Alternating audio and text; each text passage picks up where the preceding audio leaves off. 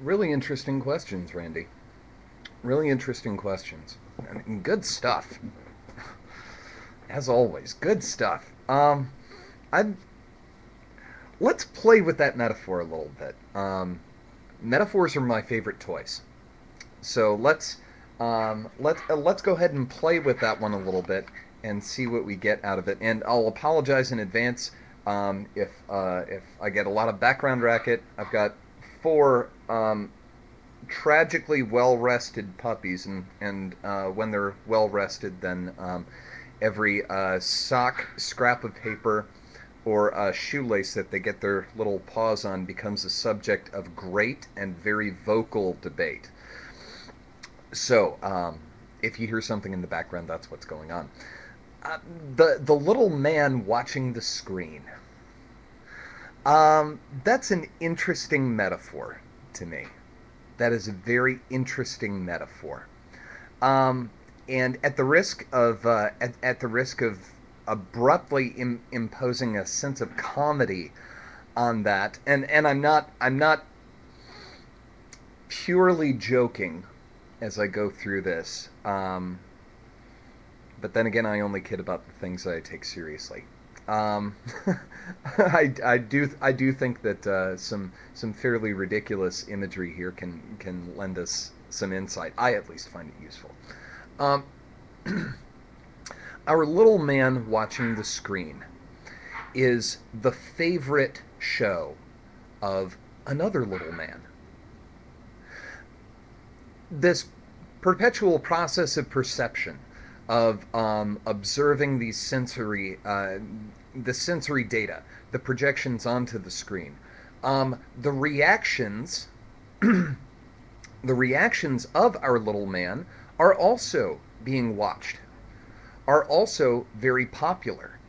Um, think about the craze regarding the two girl one cup reaction vid. We're not actually watching that vid. We're not pasting it all over YouTube, but we are covering YouTube with cameras pointed at people who are watching. Um, so in the internal experience, I find that to be the case as well. That as there is a little man watching our screen, there is another little man who is watching that and watching the reactions. But as there is another little man who is watching the guy watching the screen, there is another who occasionally comes in. Think like the roommate who is always working, who is never in the house. Um, just comes in occasionally to say things like, "Oh my God, will someone else do some dishes?" This little man comes in and tries to get the guy watching the screen and the guy watching the screen to talk. And it may be over something like, you've been sitting here and watching, and the dishes are piling up, and the beer can pyramid is very impressive. That's great, but um, there are some things that need doing.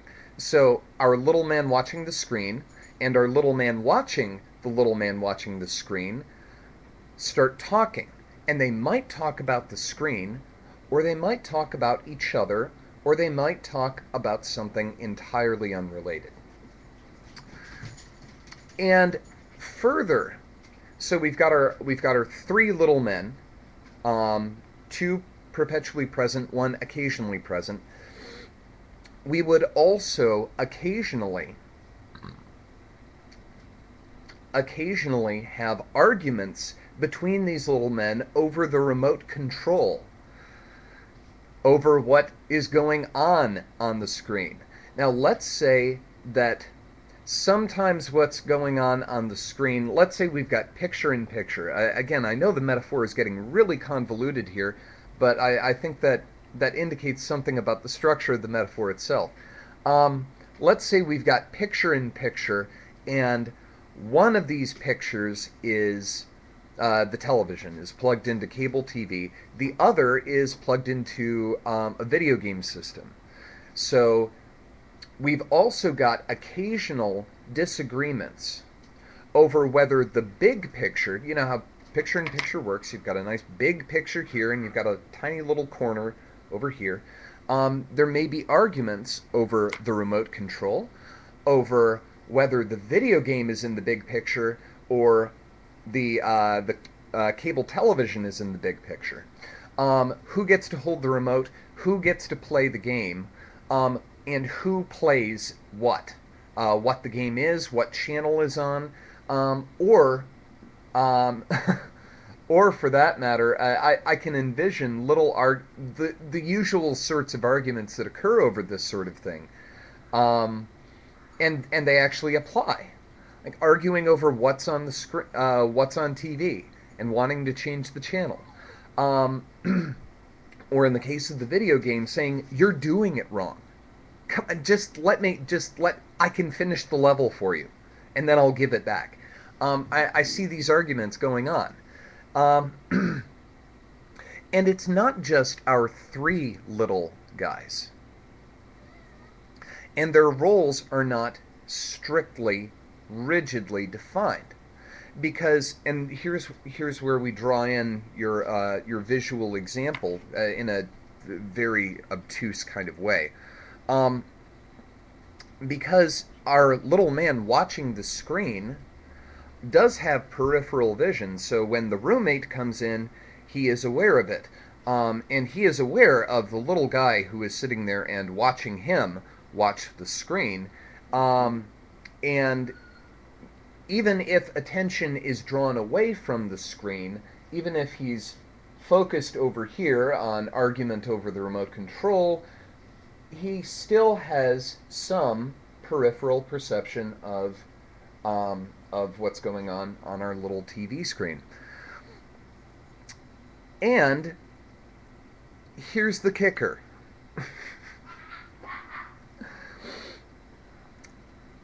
In our little our strange little scenario, the watcher of the screen, the watcher of the watcher, the interfering roommate, the remote control, the game controller, the PlayStation, the cable TV box, the television screen, and the room where all of this occurs, which incidentally is frequently and radically rearranged. They're constantly chucking out furniture, moving furniture, rearranging furniture, maybe taking in a wall or pushing a wall out. The structure of the room is in constant flux. All of these things exist.